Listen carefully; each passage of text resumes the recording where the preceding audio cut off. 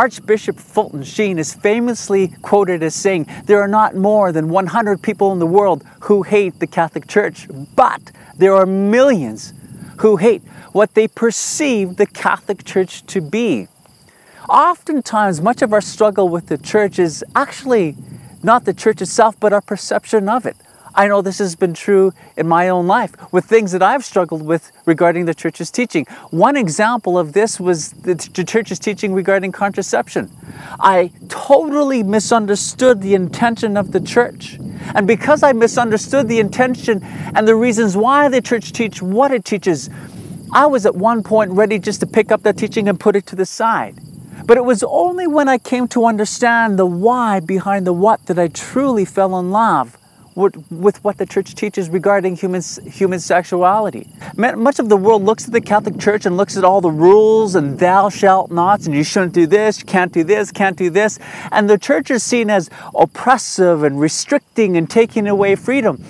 And that's not the Church's intention at all. The Church considers herself to be a sign in the world, showing us, revealing us how to experience God's full purpose for our life. All the Church's teachings point us to the person of Jesus Christ, who alone can satisfy the longing for joy within our hearts. You know, life is a journey, and we can take many different roads, and some of the roads that we can travel down are dead ends. And so the Church stands up and says, don't go down this road because it doesn't lead to fulfillment. It doesn't lead to happiness.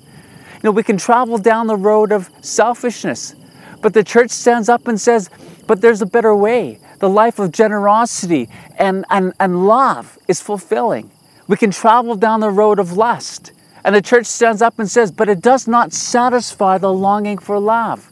We can travel down the road of greed and materialism, and the Church will stand up and say, that road is a dead end.